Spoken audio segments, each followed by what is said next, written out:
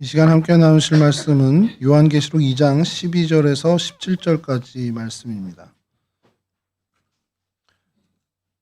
요한계시록 2장 12절에서 17절까지 말씀, 저랑 한 절씩 교독하시죠. 버가모 교회의 사자에게 편지하라. 좌우에 날선 검을 가지신 이가 이르시되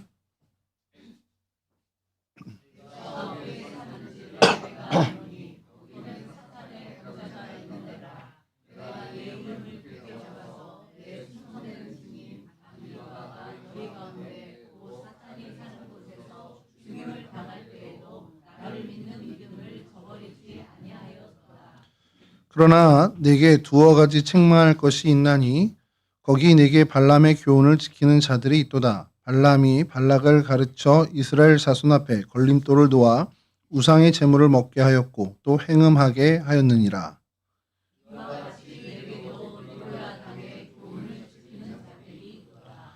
그러므로 회개하라. 그리하지 아니하면 내가 내게 속히 가서 내 입의 검으로 그들과 싸우리라.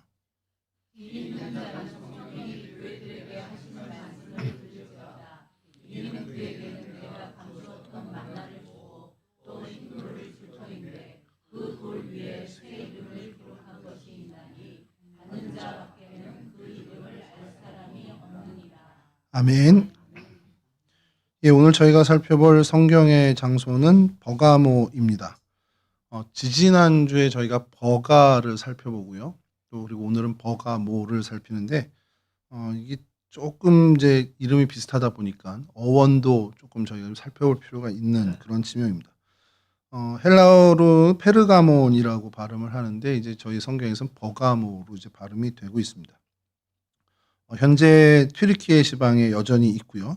7교회 중에 계시록에 등장하는 7교회 중에 한 교회입니다. 그리고 지리적으로는 가장 북쪽에 있는 교회가 이 버가모 교회입니다. 먼저 이제 지도를 보시죠. 위치를 좀 보시면 좋을 것 같은데 잘 두고 다닙니다. 여기. 예, 여기가 이제 이스라엘 땅이고요. 제일 아래가. 그리고 지지난주 저희가 했던 버가가 요 지역이 있습니다. 안델리의 지방이 여기 버가가 요쪽이고 오늘 살펴보는 버가는 베르가마라고 지금은 발음하고 있는 도시입니다. 튀르키예의 가장 서쪽에 있는 지명입니다. 그리고 그리스와도 가깝고요. 그리고 이곳이 좀 이따 좀 살펴보겠지만 굉장한 도시였다라는 거죠. 그래서 이 곳 근처에 보면 다음 지도를 보여주시면 이렇게 7교회와 지난주 살폈던 버가 그리고 비시디아 안디옥 이렇게 등장하고 있는데 이제는 어디가 어느 교회인지 대충 아실 것 같은데요. 여기가 이즈미르라고 되어 있는 곳이 서머나라고 되어 있고 에페수스 고대 도시 이게 구글 지도로 보시면 이렇게 나옵니다. 그래서 에페수스 고대 도시는 에베소를 얘기합니다. 라오디게아 고대 도시 역시 라오디게아를 얘기하고요. 그다음에 시실리라고 해서 발음이 좀 어려운데요. 실리리 해서 4대 교회가 있는 곳이 있고요. 그 밑에가 이 조금 발음을 제가 적어왔는데 알라세히르 빌라델비아 교회입니다. 그다음에 아크히사르는 두아디아라 이렇게 있는데 이렇게 몰려 있습니다. 서쪽 해안 쪽으로 몰려 있고 제일 위에가 이제 버가모입니다. 그러니까 이쪽에 몰려 있는 이유는 유럽과 교류가 많잖아요. 그리고 당시에 이제 로마 시대 패권 국가가 로마다 보니까 로마와 근접해 있는 곳이 도시적으로 발달할 수밖에 없습니다.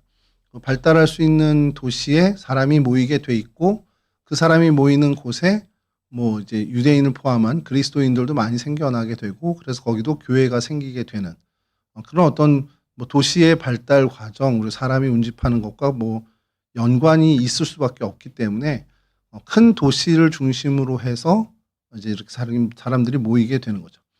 요한계시록이 기록될 당시 그리고 그 이전에 사도 바울이 전도 여행을 하던 당시 이 지역에 사실 경제적으로는 가장 큰 도시는 에베소였습니다. 그리고 정치적인 어떤 그런 부분, 이 소아시아에서 그럼 정치적으로 가장 중심이 어디냐, 행정적으로 가장 중심이 어디냐 그러면 좀 여러분들이 이건 생소할 수 있을지만 버가모였습니다.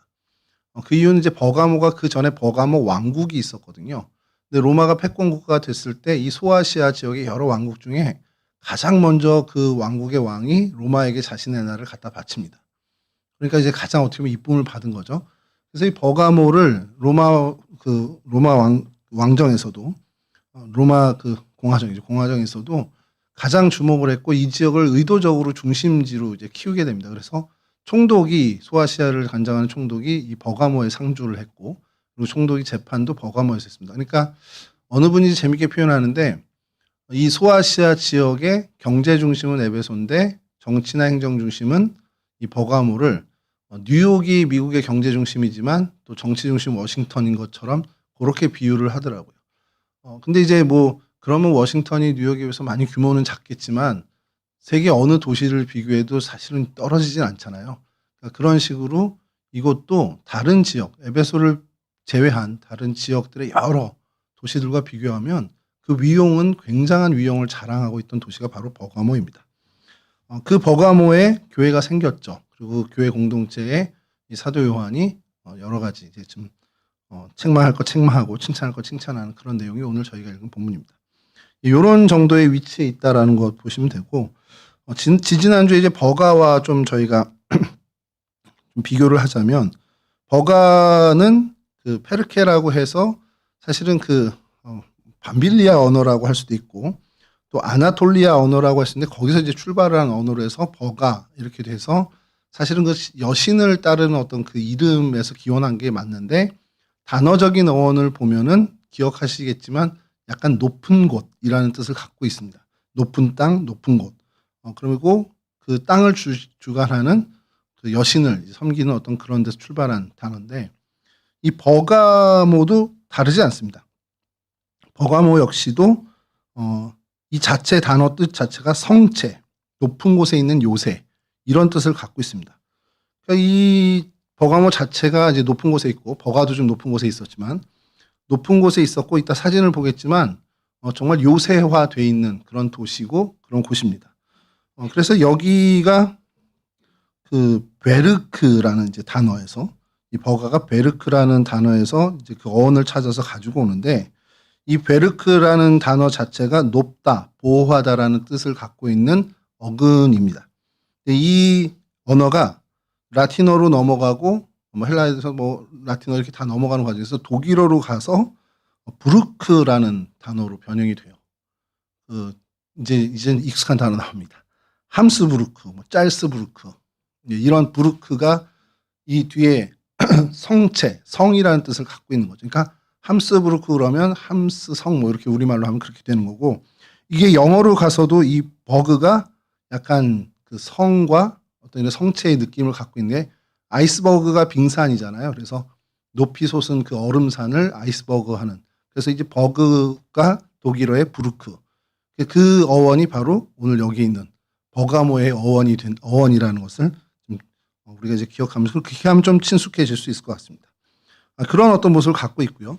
그래서 이 버가모 안에 저희가 살펴볼 곳이 한 3군데 있는데 다음 지도를 보여주시면 이 빨간 선이 이제 버가모 현재 도시의 그 경계입니다. 여기에 근데 이제 고대 버가모하고는 좀 다른 것이 고대 버가모는 이 위쪽이 원래가 이쪽이 고대 버가모의 자리고요. 이 밑으로는 이제 도로가 나고 하면서 지금 현재 도시의 어떤 모습을 갖고 있죠. 그래서 약간 이 북쪽으로 좀 많이 겹치게 되는데 이게 페르가몬 고대 도시라고 이렇게 구글 지도에는 써 있는데 여기가 아크로폴리스라고 이야기합니다. 아크로폴리스라는 것 자체가 높은 곳의 도시입니다. 그래서 아크로폴리스라는 단어를 제일 저희가 익숙하게 된 건 이제 아테네에 있는 아크로폴리스가 저희한테는 제일 유명하죠. 그리고 사실 그 다음으로 유명한 것이 이들 사이에서는 버가모에 있는 아크로폴리스입니다. 그리고 이곳을 한 곳 좀 저희가 좀 살펴볼 거고요. 그다음에 이곳은 조금 좀 아크로폴리스 외에 한 곳 저희가 좀 살펴볼 곳은 제가 이름을 다시 신들이 너무 어려워서 아스클레오피오스 어려운데 아스클레오피오스 신전입니다. 여기가 중요한 이유가 그건 좀 이따 좀 상세하게 얘기했지만 이 아스클레오피오스가 치료의 신이에요. 약간 치료의 신을 담당하고 있다 보니까 그 신도 이제 섬기는 거죠. 그리고 여기가 이제 레드 붉은 성당이라고 해서 이집트의 신을 섬기는 신전으로 출발을 했는데 사실상 이게 나중에 교회로 탈바꿈을 하게 됩니다. 그리고 버가모 교회가 있었다라고 하는 그 지역으로 많은 고고학자들이 저 지역, 지금 붉은 성당이 있는 그 자리가 예전에 그 7교회 중에 하나인 버가모 교회의 자리일 것이라고 추정을 하는데 거의 이제 정설에 가깝게 됩니다. 그리고 그 자리가 4세기 이후에 실제로 로마가 이제 국교가 되면서 실제 이제 이곳에 진짜 교회가 세워지는 그런 어떤 그 전환점도 이제 보여지게 되는 거죠. 그래서 요 세 군데를 좀 저희가 먼저 볼 텐데요.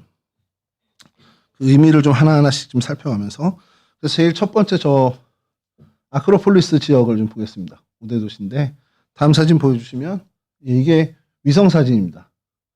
그래서 여기가 제우스 신전이고요. 그 주변에 이제 여러 가지들이 있습니다. 뭐 극장도 있고 뭐 이렇게 다락이 있는데 요렇게 좀 커다란 지역에 이게 산 위입니다. 산 위 정상이고요.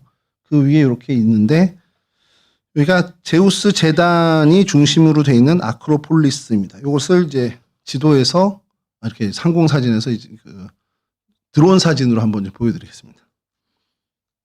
이렇게 현재 이렇게 복원되고 또 이렇게 유적지를 관리하는 현재의 모습입니다. 2025년도 사진입니다. 잘 구했죠. 요즘 구하는 게 점점 더 어려워집니다. 자꾸 사람들이 제가 구하는 걸 알고 유료화를 해요. 그래서 이게 좀 애매해서 14달러, 15달러 정도 하는데 뭐 큰맘 먹고 할 수 있으면 좋지만 뭐 재무부장님이 경비 처리 안 해주실 것 같아서 뭐 그렇게는 못하고 그래서 캡처하는 식으로 좀 구하고 있습니다. 저 가운데 있는 게 제우스 신전이고요. 요거는 또 독일의 베를린 박물관에 그대로 요거를 여기서 출토된 유품을 가지고 가서 복원을 해서 디오라마를 이제 설치해 놓은 걸 좀 이따 좀 사진으로 보여드리겠습니다. 요게 이제 제우스 신전이고요. 다음 사진 보시면 여기 잠깐만 죄송합니다. 바로 직전으로 가주시죠. 요 제우스 신전이 조금 독특한 것이 요 부분이 극장이에요. 이게 관객석이거든요. 여러 로마의 극장과는 좀 독특한 형태를 가지고 있습니다. 다음 사진 보여주시죠. 요거 이제 좀 더 멀리 그러나 요걸 좀 가까이에서 제우스 신전을 보는 그런 항공 사진, 드론 사진입니다. 정확히 드론 사진이고요. 그래서 복원도 어느 정도 되기는 했는데 또 아주 완벽하게 복원을 안 하는 게 고대 그 원래에 발견된 부분들을 좀 보존하는 게 또 중요해서 이렇게 유지를 하고 있습니다. 그리고 다음 사진 보시면 아까 그 극장인데요. 이게 12,000명 정도 수용하는 걸로 추정을 합니다. 이 사진으로는 조금 좀 그렇게 되는데 이게 굉장히 가파르게 돼 있더라고요. 일반 그 로마식의 극장과는 좀 다른 그런 형태를 갖고 있는 그런 좀 의미를 좀 약간은 좀 다른 건축학적으로 의미를 갖는 곳이라고 합니다. 요거를 베를린에 있는 베르가몬 박물관에서 그 박물관에 여기서 출토된 유적들을 그대로 옮겨가서 거기서 이제 복원을 해서 전시를 해놨습니다.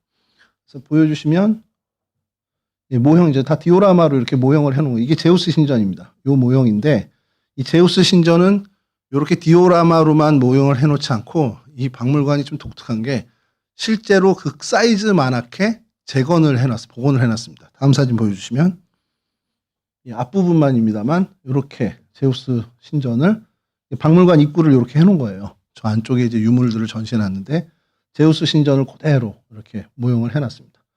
그러니까 요게 출토된 실제 유적들입니다. 그걸 갖고 와서 뭐 부서진 채로 다 이렇게 해놨죠. 다 로마의 신상들인데 참 그런 거 보면 강대국이었던 것 같습니다. 이렇게 다 남의 나라 거 가져와서 자기네 나라 박물관에 전시하고.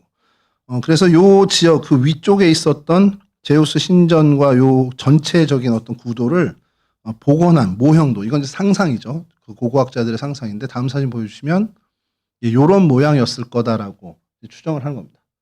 가운데 뭐 신전들도 있고 이렇게 다 이렇게 좀 구성되어 있는 요게 제우스 신전입니다. 요게 제우스 신전이고 그걸 중심으로 해서 이런 어떤 여러 건물들 이게 아까 그 극장 이런 식으로 있었을 것이다라고 이제 추정을 하는 겁니다. 여기가 이제 현재 이런 정도인데 이게 왜 이걸 살펴보냐. 세 곳 중 왜 그 버가모에서 한 세 곳을 살펴보려고 하는데 이곳을 왜 살펴보냐 그러면 여러분들 지금까지 설명 들으면 뭐 제우스 신전 그 로마 시대에 있었던 거 뭐 그거 살피는 게 뭐가 그렇게 중요해? 제우스 신전이야 말할 텐데. 근데 오늘 우리가 2장 요한계시록 2장에서 읽었을 때 한 사람이 좀 등장하죠. 충성된 종이라고 칭함을 받는 안디바라는 사람이 순교했다라고 요한이 얘기를 합니다. 그 안디바의 순교지가 성서고고학자들의 공통된 의견 그리고 아주 정설로 여겨지는 곳이 이 신전에서 순교를 당합니다. 이곳에서 증인 안디바가 그 전승에 따르면 노스의 황소상을 만드는 그 노스를 부어서 끓여가지고 노스를 부어서 이제 황소상을 만드는데 거기다 같이 그냥 넣어버린대요.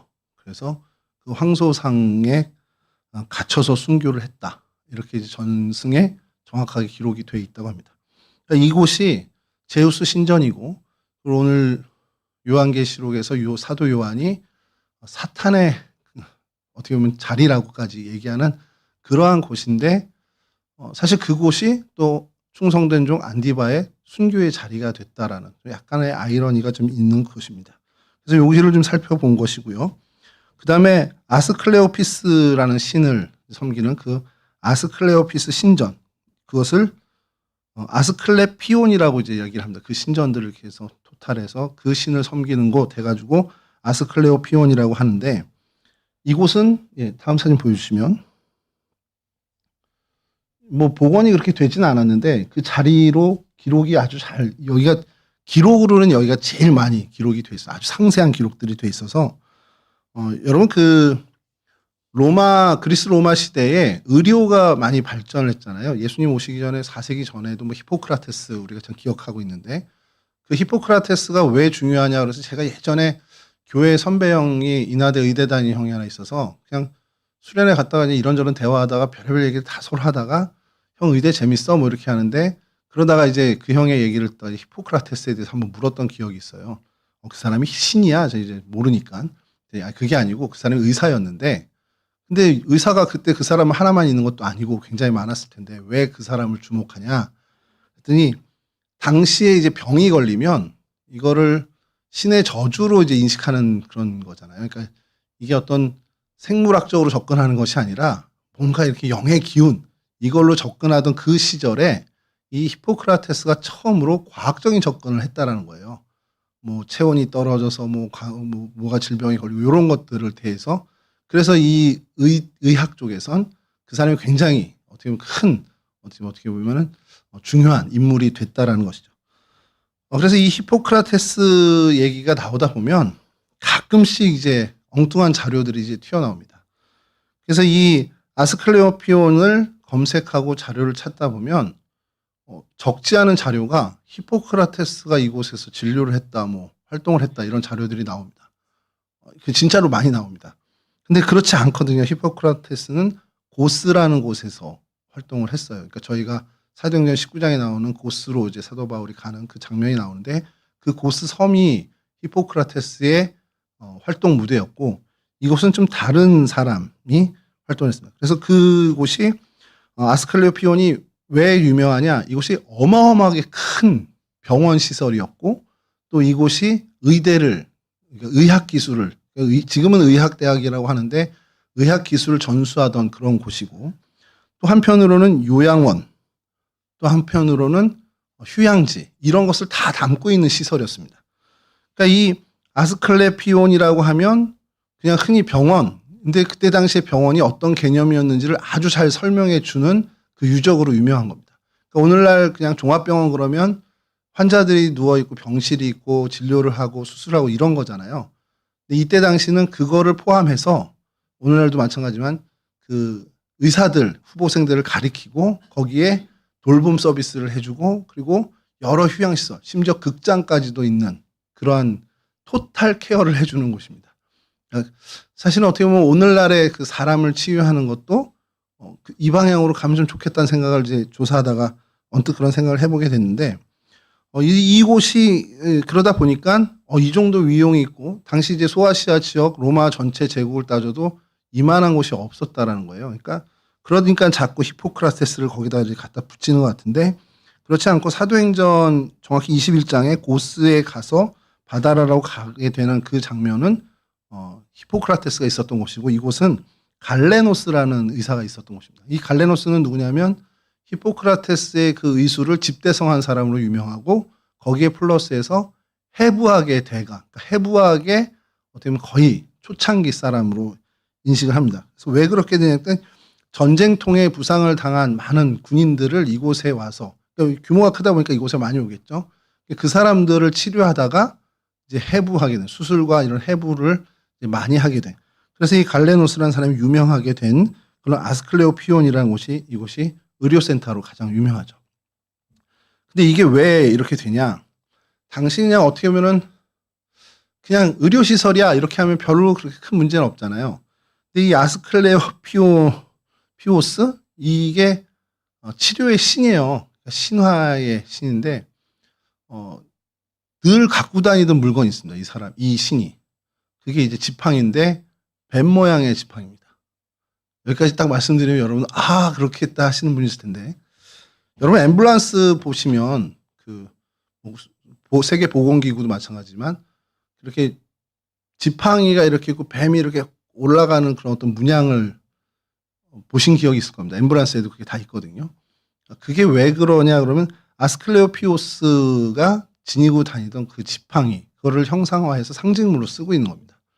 그러니까 오늘날에도 사실은 그 신화에 의존해서 그게 이제 오늘날까지도 이어지고 있는 거죠. 예전에 어느 목사님이 언뜻 그걸 모세의 놋 지팡이라고 얘기하시는데 그건 전혀 상관없습니다.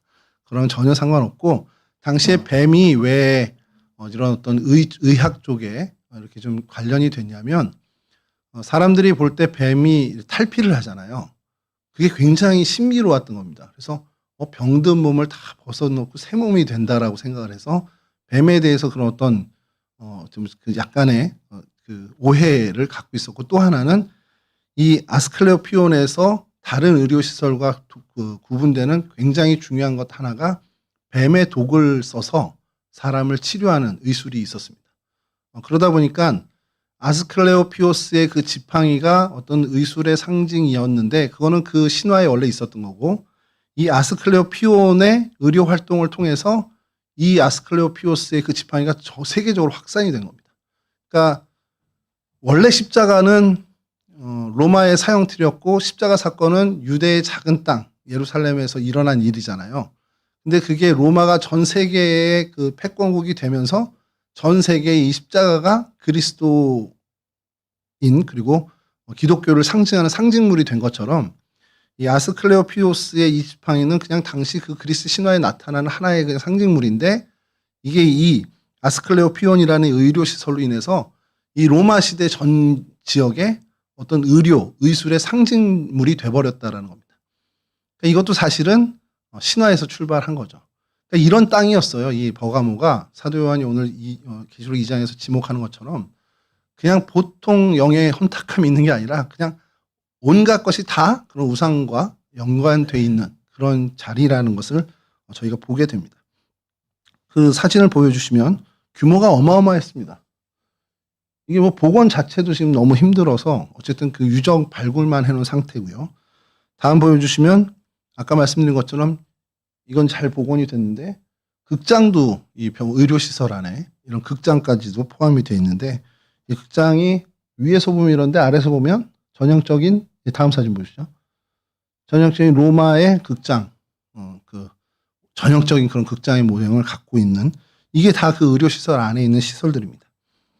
그 다음에 저희가 이제 보려고 하는 것은 레드 바실리카라고 그들은 이야기하는데, 이 바실리카가 성당이라는 뜻을 갖고 있고요. 그래서 붉은 대성당이라고 저희는 이제 굳이 번역을 합니다. 이것이 사실은 버가모에서 기독교의 가장 상징적인, 그래서 이제 마지막에 다루게 된 건데, 가장 상징적인 기독교 유적지입니다. 원래 2세기 로마 황제 하드리아누스 시대 때 이집트의 신인 세라피스라는 신을 섬기기 위해서 그 신전을 지은 걸로 출발을 한 거예요. 근데 이 세라피스는 뭐냐면 이집트의 신인데, 우리가 잘 알죠. 이집트 신 그럼 이렇게 강아지 머리에 이런 그런 그 영화에서 많이 봤잖아요. 이집트의 신은 좀 다릅니다. 로마와 그리스 신과의 모습이 좀 많이 다른데, 이 세라피스가 이제 그 퓨전이 된 겁니다. 로마 신화와 이집트 신, 그러니까 로마 신과 그리스 로마 신과 이집트 신을 짬뽕해 놓은 거예요. 그러니까 형상은 그냥 딱 보면 깜짝 놀라실 겁니다. 그리스 신화랑 뭐가 달라? 그리스 그 신들의 어떤 조각모랑 완전 똑같거든요. 그렇게 현지화가 된 겁니다. 이집트 신이 이 로마 문화의 현지화가 된. 그리고 그 신을 섬기기 위해서 지은 신전이 바로 이 붉은 성당이었다는 거죠. 근데 이게 왜 우리가 주목하냐? 이 자리가 버가모 교회 공동체가 있었던, 물론 이제 건물을 크게 지었는지 잘 모릅니다만 이 자리였을 것으로 이제 추정을 하는데 거의 정설이고요. 그리고 이게 후일에 어떻게 되냐? 로마가 기독교가 공인이 된 이후에 이곳이 사도 요한을 기념하는 사도 요한 기념교회로 바뀌게 됩니다. 그게 레드 바실리카가 된 겁니다. 그러니까 이 자리가 굉장히 어떤 기독교적으로는 그러니까 어떤 의미가 있는 것이죠. 다음 사진 보여주시면, 예, 이게 이제 그래서 붉은 벽돌을 사용해서 붉은 대성당이라고 하는데, 이렇게 지금 무너진 채로, 복원은 요 정도에서 멈추고 있고요. 그 다음에 이제 다음 사진이, 이건 이제 의도적으로 튀르키예 정부에서 복원을 한 겁니다. 원래 여기 다 무너졌던 건데, 요 형상, 요 상이 세라피스 상입니다. 근데 아까 제가 말씀드린 것처럼 조금 다르죠. 그리스 신상하고 좀 비슷하다고 그러지 않았나? 요거 다시 다음 사진 보시면 좀 확대가 될 텐데요. 예, 얼굴이 강아지의 얼굴입니다. 그리고 위에는 모자 같은 큰 모자를 쓰고 있죠. 그러니까 지금 복원은 이렇게 했는데 이집트 신화에 가깝게 복원을 해놓은 거고, 실제로 세라피스가 어떻게 어떤 성상이 만들어졌냐 하면 다음 사진 보여주시면, 이건 14달러짜리 그림입니다. 못해서 그냥 이렇게 워터마크 있는 걸 했는데, 그냥 그리스 신화에 등장할 법한 그런 모습이죠. 그리고 독특한 게 하나 있다면, 여기 강아지가 있는데 머리가 3개인 강아지가 이렇게 데리고 다니는.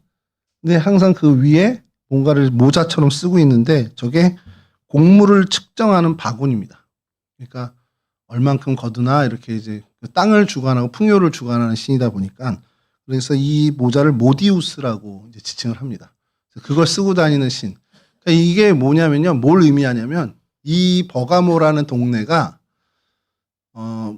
경제적으로는 에베소가 더 발달했지만 그래도 그에 못지않게 풍요로운 도시였고, 그러다 보니까 많은 사람들이 모이기도 했지만 그곳에 로마 황제를 숭배하는 숭배의 문화가 있었고, 또 제우스를 섬기는 제우스의 신전도 있었고, 그리고 아까 말씀드린 의료의 신, 그걸 하는 의료센터도 있는데 그것도 사실은 의료의 신, 그 우상에서 기반한 것들이고, 그리고 여기 세라피스라고 해서 이집트의 신까지도 퓨전된, 그러니까 현지화된 이집트의 신까지도 신전이 세워지는, 온 동네, 온 도시 전체가 우상 숭배에 그냥 가득한 그런 자리, 그런 도시가 바로 이 버가모였다라는 겁니다. 그래서 이 버가모 안에 그리스도인들이 교회 공동체를 이루게 됐죠. 그리고 그 이룬 것을 이제 별로 성경에는 언급 없지만 사도 요한이 그 교회에 대해서 드디어 언급을 한 것이 요한계시록 2장, 오늘 본문입니다. 뭐라고 얘기했냐면, 그 본문 그냥 간략하게 요약하면, 그곳이 사단의 권저가 있는 곳이다라고 칭합니다. 그러니까 사도 요한이 볼 때 버가모는 이 정도로 우상이 성행해? 이건 그냥 사단의 권자야, 사단의 자리야, 이렇게 얘기를 합니다. 로마 황제 숭배 중심지, 제우스 신전 있죠. 아스클레오피오스도 숭배하고 있죠. 또 세라피스의 숭배하는 신전도 있죠. 근데 이제 그런 것들이 있는데 그래도 충성된 종 안디바가 그곳에서 순교를 했다라는 거. 그건 이제 칭찬을 하죠. 근데 그 칭찬과 더불어 이어서 바로 니골라당의 교훈, 발람의 교훈을 여전히 따르고 있는 버가모 교회에 대해서 질책을 합니다. 그래서 이러한 버가모 교회의 모습을 사도 요한이 어떻게 보면 칭찬도 하고 질책도 하는 것을 보면서 요 버가모에 대해서 말씀을 좀 나눌 때, 그러면 오늘날하고는 어떻게 좀 우리가 비교를 해야 되나, 그런 고민이 좀 생겼었습니다. 그래서 제가 그 말씀을 준비하다 보니까 요즘 사회에서 벌어지는 범죄들이 굉장히 많잖아요. 예전처럼 연쇄살인 이런 건 없지만, 요즘 제가 좀 심각하게 보고 있는 것 중에 하나는 이 범죄 연령이 너무 낮아지고 있다는 겁니다. 그래서 청소년들 범죄가 굉장히 이제 올라가고 있는데 왜 그렇게 됐는지를 뭐 우리 이일용 교수나 표창원 그 프로파일러가 얘기하는 것들을 한번 방송에서 본 적이 있는데 이 연령이 점점 낮아지는 게 예전에 이 친구들, 그러니까 청소년들은 어쨌든 이 범죄가 굉장히 큰 처벌이라고 이제 느꼈던 거예요. 그러니까 하면은 안 되는 굉장히 크게 어떤 두려움으로 받아들여졌는데 이 두려움을 이기는 게 생긴 겁니다. 돈이 생긴 거예요. 그러니까 범죄를 저질렀는데 수입이 생겨? 그럼 내가 뭐 감옥 몇 년 갔다 오지. 그게 별로 문제가 안 되는 거예요. 그러니까 교도소 몇 년 갔다 오는 게 뭐 몇 억이 생긴대. 그러면 그게 문제가 안 되는. 왜 그렇게 됐냐? 돈이 너무 최고의 가치를 가지게 돼버린 겁니다. 이 청소년들한테. 그러니까 이 친구들이 사회적으로 어떤 인식을 받고 어떤 관계 속에서 살아가고 어떤 이상을 펼치면서 어떤 행복한 삶을 사느냐 이런 것보다도 더 우위에 돈이 자리를 하게 된 거라는 거죠. 이게 근데 오늘 한국 대한민국만의 현실이냐? 그렇지가 않은 겁니다. 사실 이 버가모에서 이야기하는 이 여러 신들 이것의 이면에는 그 우리가 성경에서 얘기하는 바알이라고 얘기하는 풍요, 경제적인 번영, 번성 이거에 다 사로잡혀 있었던 시대라는 거예요. 버가모 사람들의 그 고고학자들의 얘기는 버가모가 모든 것에 다 중심입니다. 근데 하나가 뒤쳐져요. 에베소한테. 그게 경제활동입니다. 우리가 다 있어. 에베소에 비해서는 모두 있고 신전도 더 크고 우리가 훨씬 더 요새화되고 군사력도 뛰고 다 있는데 돈이 우리가 에베소보다 적네. 그거 하나에 또 몰입해서 그 에베소를 따라잡겠다고 그 경제활동을 또 엄청나게 했던 그런 도시입니다. 그래서 오늘날 뉴스를 보면서 이때의 버가모나 오늘날의 대한민국이나 그냥 돈에 미쳐 사는 거는 크게 다르지 않다는 거죠. 그게 신앙적인 어떤 부분도 필요 없는 겁니다. 그냥 돈이 된다면 그래서 내 삶이 좀 더 번성하고 번영을 이룬다면 뭐 잠깐 뭐 하나님의 말씀 좀 접어두면 어때? 신앙생활 좀 접으면 어때? 이게 오늘날의 저희의 문제와도 뭐 특별히 다르지 않다는 것이죠. 계시록 2장 13절 좀 띄워놓으셨지만 네가 어디에 사는지를 내가 아노니 거기는 사탄의 권자가 있는 데라. 버가모 교인들을 향해서 이렇게 얘기합니다. 야, 너 어디 사냐? 너 사탄의 권자에 살잖아. 너 사탄의 소굴에 살고 있잖아. 이렇게 얘기를 하고 있는 겁니다. 이거 굉장히 두려운 얘기잖아요. 단순히 어느 정도 타락한 도시가 아니에요. 그냥 사탄의 권자라고 할 만큼 철두철미하게 타락해 있던 도시입니다. 말씀드렸던 것처럼 황제 숭배, 제우스, 아스클레오피스, 세라피스, 뭐 그것뿐만이겠습니까? 이게 밝혀진 것이 온갖 잡신들이 다 있었을 거예요. 로마의 뭐 판테온처럼 온 세상의 신들을 다 섬기는 신전, 뭐 판테온만 없었지 그런 신들이 가득했던 도시라는 겁니다. 그런 곳에 버가모 교회가 자리하고 있었어요. 근데 가만히 생각해 보면 버가모 교회뿐만 아니죠. 세상의 교회는 언제나 그런 곳에 자리하고 있었습니다. 뭐 그런 곳을 떠나서 뭐 광야나 어떤 그 외진 곳에 뭐 산속 깊은 곳에 있다 그런 건 수도원이죠. 교회는 그렇지 않았어요. 교회는 항상 그런 한복판에 죄악이 관영한 그런 한복판에 항상 있었습니다. 타협을 강요받는 자리, 또 신앙이 조롱받는 자리, 또 신앙을 고백하면 손해보는 자리. 교회는 언제나 그런 곳에 있어 왔고 오늘날도 그런 곳에 있는 것이 바로 우리 교회입니다. 주님께서 말씀하시죠. 계시록 2장 13절 뒷부분인데요. 내가 내 이름을 굳게 잡아서 내 충성된 증인 안디바가 너희 가운데 곧 사탄이 사는 곳에서 죽임을 당할 때에도 나를 믿는 믿음을 저버리지 아니하였다. 자, 그 한복판에 사는데 너희들 참 잘한 게 있어. 안디바처럼 그 신앙을 끝까지 지켰어. 여러분 그 시절에 안디바가 당시 그곳의 황제를 주인이라고 이야기하지 않으면 고립될 수밖에 없는 그런 상황입니다. 그런 어떤 죽임을 당할 수 있는 그런 자리죠. 근데 그럼에도 불구하고 예수만이 주님이라고 고백하다 죽은 겁니다. 그러니까 주님은 그를 충성된 내 증인이라고 이렇게 표현을 하고 계시죠. 사람들은 기억 못하겠죠. 안디바 저희도 뭐 요한계시록 잠깐 볼 때나 보는 거지 평상시에 우리가 뭐 안디바를 기억하겠습니까? 그러나 주님은 그를 끝까지 기억하십니다. 그래 황제가 주인이다. 제우스를 섬겨야 한다라는 그 시절 그 곳에서 아니다. 나의 주님은 오직 예수 그리스도밖에 없다라고 고백한 그 사람의 그 충성된 믿음. 그래서 죽임을 당할 수밖에 없었다는 것 주님께서 그를 기억하신다는 것이죠. 아이, 뭐 내가 주님을 나의 주님으로 고백하는데 그걸로 죽겠다면 죽어야죠. 그걸로 죽이겠다면 죽어야지 어떻게 해요? 그렇다고 내가 우리 주님을 주인이 아니라고 해요? 이 마음이었다는 겁니다. 그 마음을 주님께서는 기억하신다는 거죠.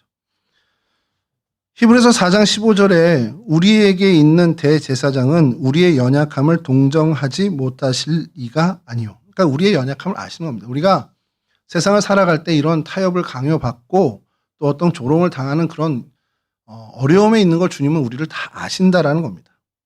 그런 환경에 처한 것, 그 믿음을 지키고 살아가는 것이 얼마나 어려운지 주님은 아세요. 그리고 우리가 신앙을 지키기 위해서 얼만큼 손해를 보고 또 그 손해보는 걸 얼만큼 부담스러워 하는지도 주님은 아신다라는 겁니다. 그런데 잘 이겨냈다. 그러면 주님께서는 영락없이 우리에게 칭찬을 해 주신다는 겁니다. 그리고 교회의 역사를 보면 사실 그런 어떤 외부적인 요인들의 요소나 이런 것들에선 교회들이 그래도 잘 싸워왔습니다. 외부의 핍박 가운데서도 뭐 순교자가 비록 생기긴 했지만 그래도 계속 그 신앙을 지켜왔고 그 후대에 계속 그 신앙을 유지해서 전달해 왔어요. 그래서 교회가 오늘날까지 이렇게 잘 어떻게 보면 지탱되고 이어져 왔습니다. 그러니까 어떤 외부의 그 핍박이나 박해는 그래도 우리가 제법 잘 싸워왔다라는 겁니다. 근데 문제는 거기서 끝나는 게 아니에요. 그 다음에 바로 이어지는 14절 말씀에 그 우리의 약점이 여실히 드러납니다. 그러나 내게 두어 가지 책망할 것이 있나니 거기 내게 발람의 교훈을 지키는 자들이 있도다. 발람이 발락을 가르쳐 이스라엘 자손 앞에 걸림돌을 놓아 우상의 재물을 먹게 하였고 또 행음하게 하였느니라. 출애굽 시절의 시딤 사건을 얘기하는 겁니다. 그러니까 발람이 발락의 의뢰를 받아서 이스라엘을 저주하려고 하다 그게 안 됐잖아요. 그리고 거기서 성경은 얘기가 끝난 것처럼 돼 있는데 그 뒤에 보면 그곳에서 음행을 하게 되고 우상의 재물을 먹게 이스라엘 민족을 타락하게 만듭니다. 그게 발락의 계획이 발람에 의해서 조언을 받고 실행이 된 거죠. 그 사건을 얘기를 하는 겁니다. 그럼 발람의 교훈은 뭐냐? 우상 재물을 먹게 하고 음행하게 하는, 소위 말하는 당시 버가모 사회에 타협하게끔 한 그런 것이라는 거죠. 겉에서 다가오는, 외부에서 다가오는 핍박에는 굴하지 않았지만 그 안에서, 교회 공동체 안에서 세상과 타협하는 그런 모습은 여전히 이 버가모 교회 안에 여전히 있었다는 겁니다. 그래서 너희가 외부 핍박에 꺾여서 이렇게 있는 신앙을 저버렸지 그런 책망은 아예 없어요. 없고 오히려 그 안에서 너희들이 그래도 발람의 교훈을 따른 사람이 있네? 그걸 얘기하는 겁니다. 그 사람들의 생각은 뭐겠습니까? 야, 그냥 어차피 세상이 다 이런데 좀 이렇게 사는 거 괜찮지 않니? 야, 이 정도는 문화야. 이게 무슨 신앙과 무슨 상관이 있어. 야, 뭐 그렇게 굳이 그렇게까지 신앙생활 해야 될 거 있니? 이런 얘기들이 그 안에 있었다는 것이죠. 여러분, 그러면 교회 역사를 우리가 보면 항상 그랬던 것 같아요. 교회가 무너진 시절이 있잖아요. 교회가 막 없어지고 하는 것들. 교회가 핍박 때문에 무너졌던 시절은 없습니다. 없어진 것 같이 보여도 다시 살아나요. 교회는 핍박으로 인해서 무너진 적이 단 한 번도 없습니다. 교회는 항상 그 내부의 타협 때문에 무너져 왔어요. 니골라 당의 교훈 역시 마찬가지입니다. 니골라 당의 교훈은 뭐 영지주의와 거의 흡사한데 육신은 아무것도 아닌 거예요. 우리가 영으로 하나님을 만나기 때문에 영만 중요한 거지 육신은 다 썩어 없어질 것이기 때문에 막 해도 되는 거예요. 함부로 해도 되는 겁니다. 그 음행 아무 문제 없는 거예요. 우리 영만 깨끗하면 됩니다. 오늘날은 뭡니까? 야, 네가 어딜 가도 무슨 상관이야. 네 마음만 지키면 되지. 야, 주일에 교회 안 오면 어때? 네 마음만 하나님 예배하고 있으면 되지. 이런 어떤 생각들이 계속 교훈이 되고 가르침이 된다라는 겁니다. 그게 니골라 당의 교훈이에요. 버가모 교회는 어쨌든 간에 겉으로 보여진 모습은 이 안디바라는 위대한 순교자를 낸 정말 엄청난 교회처럼 보입니다만 동시에 그 안에 니골라 당의 교훈, 발람의 교훈, 그렇게 타협이 스며든 교회였다라는 겁니다. 그게 사도 요한의 눈에 보였고 그것이 뭐 주님이 알려주신 거죠. 주님이 그것을 사도 요한을 통해서 책망을 하고 계신 겁니다. 그러면서 주님께서 당신을 이렇게 소개하십니다. 계시록 2장 12절에 좌우에 날선 검을 가지시니, 그러면서 히브리서 4장 12절 우리가 잘 알고 있는 말씀인데요. 하나님의 말씀은 살아있고 활력이 있어 좌우에 날선 어떤 검보다 예리하여 혼과 영과 및 관절과 골수를 찔러 쪼개기까지 하며 또 마음의 생각 같은 것을 판단하나니. 그러니까 하나님의 말씀의 검을 얘기하시는 겁니다. 그러면서 그 말씀의 검으로 분명히 하나님께서 이것을 판단하시고 재단하신다는 겁니다. 그 타협의 마음과 신앙을 저버린 이것들. 그러니까 외부 핍박엔 잘 견뎠으나 그 안에서 내부적으로 그 니골라당의 교훈과 발람의 교훈을 어떻게 보면 수용한 그 마음들을 이제 겉으로는 모르지만 주님은 그 안을 보신다라는 겁니다. 그러면서 주님께서 이 버가모 교회를 향해서 이렇게 촉구하고 계십니다. 계시록 2장 16절입니다. 그러므로 회개하라. 그리하지 아니하면 내가 네게 속히 가서 내 입의 검으로 그들과 싸우리라. 그러니까 회개하라는 게 뭐 자복하고 엎드려 기도하는 것도 포함되지만 야 그렇게 사는 거 그렇게 방향으로 가고 있는 거 아니야. 틀렸으니까 돌이켜. 그 방향 아니야. 그쪽으로 가는 거 아니야. 이거를 얘기하시는 겁니다. 근데 그렇게 주님께서 말씀하시는데 듣지 않으면 어떡합니까? 주님이 와서 얘기하시겠죠. 주님이 직접 얘기하시겠죠.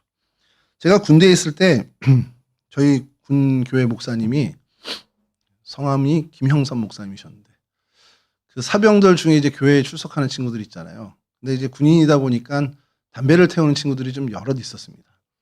목사님이 이제 교회 이제 뒷뜰에서 담배 피는 애들을 이렇게 보시고도 아무 말을 안 하시는 거예요. 그래서 제가 한번 물었어요. 아니, 목사님 한마디 해주시죠. 그래서 야, 니네 여기 교회까지 와서 담배 피고 오지 마. 라든가, 야, 담배 피지 마.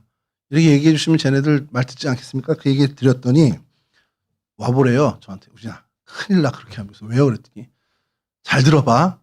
네가 가서 얘기해. 근데 애들이 말을 안 들어. 제가 가서 실제로 몇 번 얘기해요. 야, 교회에서는, 교회 마당에서는 피지 말아라.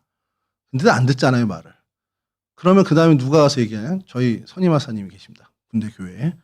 그럼 선임하사님 가서 얘기하겠죠. 이 목사님이 그런 얘기를 해요. 그럼 내가 가서 얘기해. 근데 걔네들이 안 들으면 그 다음은 누가 얘기하니? 저도 생각해보니까 그 다음 진짜 누가 얘기하지? 사단장님이 할 일은 없고. 그랬더니 목사님이 그러시더라고요. 그때는 하나님이 직접 얘기해. 그럼 곤란해진다. 근데 그 얘기 제가 딱 듣는 순간에 아, 그럴 수 있겠구나. 그래서 제가 그 이후에 목회를 하면서 청년들한테 뭐 술, 담배든지 뭐 이런 얘기 있잖아요. 뭐 하지 말라는 거 잘 안 합니다. 제가 얘기했는데 안 들어? 그럼 뭐 담임 목사님 얘기하시겠죠? 담임 목사님 얘기하셨는데 안 들어? 그럼 그때는 주님이 직접 얘기하시게 되면 굉장히 곤란한 일이 생겨요. 그러니까 이 버가모 교회도 마찬가지입니다.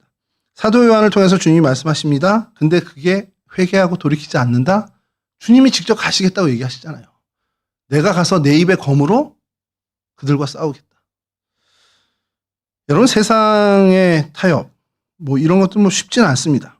근데 그것을 끝까지 이겨내면 주님께서 뭐라고 얘기하십니까? 2장 17절에 이기는 그에게는 내가 감추었던 만나를 주고 또 흰 돌을 줄 터인데 이게 저는 되게 고민되는 말씀이었어요. 주석을 찾아봐도 안 나오는 거예요.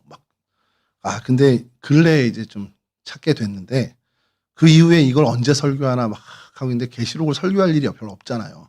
그냥 메모만 해두고 언제고 계시록을 설교하게 되면 이걸 꼭 내가 말씀드리겠다 하고 있는데 또 이렇게 버가모를 만나서 또 계시록 설교를 하게 됐습니다. 여러분 감추었던 만나는 뭐 우리가 잘 알고 있습니다. 세상이 주지 못한 하늘의 양식입니다. 하나님의 영의 양식입니다. 이거 뭐 다 알고 있는데 흰돌은 뭐지? 왜 흰돌을 주지? 흰돌 교회도 많이 있어서 이게 뭘까 했는데 성경을 아무리 뒤적여도 저는 못 찾겠더라고요. 뭐 찾으신 분이 계실지 모르겠는데 근데 당시 요한계시록을 쓸 그 요한이 처했던 그때 당시에 이 세상의 문화입니다. 그거를 인지하면 너무 쉽게 편하게 되는 거죠. 재판장에서 판단을 하고 판사가 지금부터 주문, 피고, 가우진, 무죄 그러면 요즘 많이 우리 TV에서 보잖아요. 그러면 뭐 며칠 내로 뭐 이렇게 공표해 줄 수 있습니다. 신문지상에 뭐 공표되는 거 원합니까? 이렇게 재판장이 묻잖아요. 근데 그때 당시에는 무죄 그러면 하얀 대리석을 줬습니다. 하얀색 대리석을. 그게 무죄의 표식이었어요. 그리고 당시에 또 하나의 문화가 뭐냐면 잔치나 어떤 그 대규모의 축제가 벌어질 때 모든 사람들이 다 올 수는 없잖아요. 오늘날처럼 이제 초청장을 줘야 되는데 그 초청장이 하얀 대리석이었습니다. 이게 그때 당시의 문화예요. 그러니까 무죄 선고 그리고 잔치에 초청이 되는 상징이 되는 흰돌을 주겠다라고 당시 문화에 익숙해진 사람들에게 사도 요한을 통해서 말씀을 하시는 거죠. 그런 하늘의 양식과 정말 무죄의 선언과 하나님 나라의 천국 잔치의 초청을 이기는 자에게 그 타협을 이겨내고 그 신앙을 지키는 자에게 주님이 이와 같은 약속을 하셨다는 겁니다. 여러분, 세상은 타협하면 편안함을 줍니다. 실제 줍니다. 우리가 타협을 하면 세상은 우리에게 편안함을 줘요. 그러나 주님으로부터 감추었던 만나나 힌도를 얻을 수는 없습니다. 이기는 자만이 주님께서 주시는 영원한 생명의 양식, 주님께서 주시는 천국 잔치, 주님께서 주시는 죄사함의 은혜를 얻게 된다는 것이죠. 버가모 교회는 사탄의 권좌 한복판에 있었던 교회였습니다. 그거는 교회로서 어쩔 수 없이 가져야 되는 숙명일 수 있죠. 근데 진짜 그들의 위험은 그 사단의 권좌 한복판에 있었던 것이 그들에게 진짜 위험이 아니었습니다. 오히려 그들 안에 있었던 타협, 세상과 세상의 논리, 세상의 정신으로 살아가는 것이 그들에겐 가장 큰 위기였죠. 그러면 오늘 우리는 어떠냐라는 거예요. 우리는 이 세상을 살아갈 때 사탄의 권좌까지는 아니라 할지라도 우리가 살아가는 이 세상은 우리에게 압박하겠죠. 우리를 조롱하고 우리를 야, 너 아직도 교회 다니냐? 이렇게 우리를 힐난할 수도 있습니다. 근데 그건 우리에게 전혀 위기가 되지 않습니다. 그런다고 우리가 교회 안 다니겠습니까? 그런다고 우리가 예수를 주로 고백 안 하겠습니까? 문제는 그것이 아니라 우리도 세상에서 그래도 좀 잘 살아보려고 내가 세상에 좀 더 적응해서 세상 사람들이 얘기하는 세상의 소위 말하는 시대 정신을 따라서 야, 요즘 코스피가 6천 찍는데 우리도 증권 투자해야 되는 거 아니야? 그거 하는 건 상관없죠. 근데 그게 뭐가 문제냐? 계속 세상의 어떤 논리대로 살아가는 그런 체질을 만드는 것이 우리의 문제가 될 수 있다는 겁니다. 주식 투자하지 말라는 게 아닙니다. 하셔야죠. 하시는데 그게 거기에 생명 걸 일은 아니라는 겁니다. 우리의 진짜 생명 거는 건 예수 그리스도여야 된다는 겁니다. 내 삶의 자리가 어떤지, 내 삶의 방향은 어떤지, 그래서 우리는 날마다 우리 스스로를 점검해야 합니다. 내가 정말 바르게 가고 있는지, 이 거친 세상에서 살고는 있지만 하나님 안에서 내가 정결을 지키며 주님을 바라보는 삶을 정말 제대로 살고 있는지를 생각하고 점검해야 한다는 겁니다. 그렇게 될 때 우리는 버가모 교회가 받았던 책망이 아닌 오히려 칭찬만을 받는 그러한 주님의 백성, 그러한 교회로 나갈 수 있다는 것이죠. 좌우의 날성검을 가신 주님 앞에 늘 정결함, 정직함, 성결함을 갖고 살아가는 저와 여러분, 우리 동성애 온 식구들이 되기를 주님의 이름으로 간절히 축원합니다. 우리 잠깐 기도하시고요. 우리 찬송하고 마치도록 하겠습니다.